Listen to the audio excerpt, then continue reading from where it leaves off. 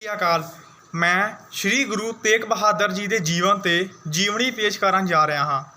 ਸ਼੍ਰੀ ਗੁਰੂ ਤੇਗ ਬਹਾਦਰ ਜੀ ਦਾ ਜਨਮ 1 ਅਪ੍ਰੈਲ 1621 ਈਸਵੀ ਨੂੰ ਦਿਨ ਐਤਵਾਰ ਨੂੰ ਪਿਤਾ ਸ਼੍ਰੀ ਗੁਰੂ ਹਰਗੋਬਿੰਦ ਸਾਹਿਬ ਜੀ ਅਤੇ ਮਾਤਾ ਬੇਬੇ ਨਾਨਕੀ ਦੀ ਕੁੱਖੋਂ ਅੰਮ੍ਰਿਤਸਰ ਵਿਖੇ ਹੋਇਆ। ਆਪ ਆਪਣੇ 5 ਭੈਣ ਭਰਾਵਾਂ ਨਾਲੋਂ ਸਭ ਤੋਂ ਛੋਟੇ ਸਨ। ਆਪ ਦੀ ਇੱਕ ਭੈਣ ਸੀ ਜਿਸ ਦਾ ਨਾਮ ਬੀਬੀ ਵੀਰੋ ਸੀ। ਜਦੋਂ ਆਪ ਦਾ ਜਨਮ ਹੋਇਆ ਉਸ ਸਮੇਂ ਆਪ ਦੇ ਮੁੱਖ ਉੱਪਰ ਇੱਕ ਰੂਹਾਨੀ ਵੇਖ ਕੇ ਆਪ ਦੇ ਪਿਤਾ ਜੀ ਨੇ ਭਵਿੱਖਬਾਣੀ ਕੀਤੀ ਕਿ ਇਹ ਬੱਚਾ ਜੀਵਨ ਵਿੱਚ ਸੱਚਾਈ ਦੇ ਰਸਤੇ 'ਤੇ ਚੱਲ ਕੇ ਜ਼ਬਰ ਅਤੇ ਜ਼ੁਲਮ ਦਾ ਨਾਸ਼ ਕਰਨ ਲਈ ਆਖਰੀ ਸਵਾਸ ਤੱਕ ਲੜੇਗਾ। ਅਸਲ ਵਿੱਚ ਇਹ ਭਵਿੱਖਬਾਣੀ ਬਿਲਕੁਲ ਹੀ ਸੱਚ ਸਾਬਿਤ ਹੋਈ। ਜਦੋਂ ਆਪ 5 ਸਾਲ ਦੇ ਹੋਏ ਤਾਂ ਆਪ ਦੇ ਪਿਤਾ ਨੇ ਆਪ ਦੀ ਸਿੱਖਿਆ ਆਰੰਭ ਕੀਤੀ। ਆਪ ਨੂੰ ਬਾਬਾ ਬੁੱਢਾ ਜੀ ਅਤੇ ਭਾਈ ਗੁਰਦਾਸ ਜੀ ਕੋਲ ਸਿੱਖਿਆ ਪ੍ਰਾਪਤ ਕਰਨ ਦਾ ਇੱਕ ਸੁਨਹਿਰਾ ਅਵਸਰ ਪ੍ਰਦਾਨ ਕੀਤਾ ਗਿਆ। ਆਪ ਨੇ ਬਾਬਾ ਬੁੱਢਾ ਜੀ ਅਤੇ ਭਾਈ ਗੁਰਦਾਸ ਜੀ ਕੋਲੋਂ ਸਿੱਖਿਆ ਪ੍ਰਾਪਤ ਕੀਤੀ। ਆਪ ਨੇ ਬਹੁਤ ਹੀ ਥੋੜ੍ਹੇ ਸਮਿਆਂ ਵਿੱਚ ਫਾਰਸੀ, ਉਰਦੂ, ਸੰਸਕ੍ਰਿਤ ਆਦਿ ਭਾਸ਼ਾਵਾਂ ਦਾ ਗਿਆਨ ਪ੍ਰਾਪਤ ਕਰ ਲਿਆ।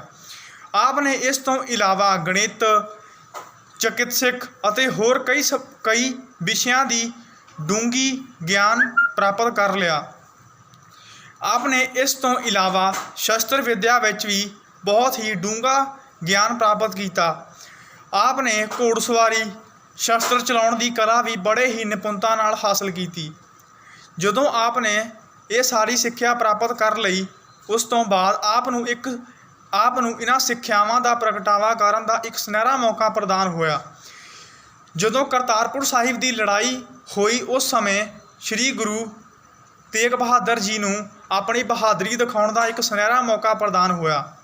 ਆਪ ਨੇ ਇਸ ਲੜਾਈ ਵਿੱਚ ਆਪਣੀ ਬਹਾਦਰੀ ਦਾ ਪ੍ਰਗਟਾਵਾ ਕਰਦਿਆਂ ਹੋਇਆਂ ਬੜੇ ਹੀ ਨਿਡਰਤਾ ਨਾਲ ਉਸ ਲੜਾਈ ਵਿੱਚ ਹਿੱਸਾ ਲਿਆ।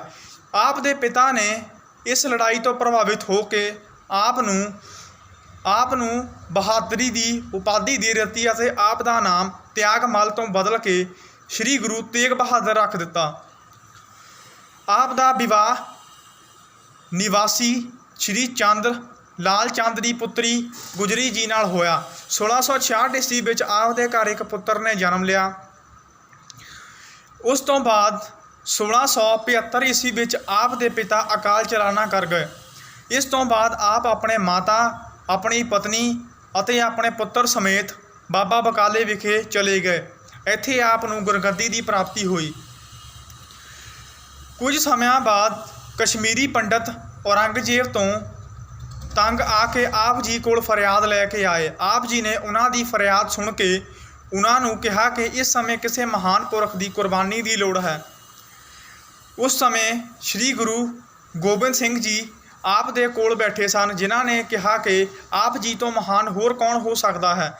ਉਹਨਾਂ ਦੀ ਇਹ ਗੱਲ ਸੁਣ ਕੇ ਆਪ ਨੇ ਕਸ਼ਮੀਰੀ ਪੰਡਤਾਂ ਦੀ ਰੱਖਿਆ ਖਾਤਰ ਆਪਣੀ ਸ਼ਹੀਦੀ ਦੇਣ ਦਾ ਫੈਸਲਾ ਕੀਤਾ। ਅੰਤ ਆਪ 1675 ਈਸਵੀ ਨੂੰ ਚਾਂਦਨੀ ਚੌਕ ਵਿਖੇ ਬਹੁਤ ਤਸੀਹੇ ਦੇ ਕੇ ਸ਼ਹੀਦ ਕਰ ਦਿੱਤੇ ਗਏ। ਆਪ ਨੇ ਆਪਣੀ ਸ਼ਹੀਦੀ ਦੇ ਕੇ ਹਰ ਧਰਮਾਂ ਦੀ ਰੱਖਿਆ ਕੀਤੀ। ਧੰਨਵਾਦ।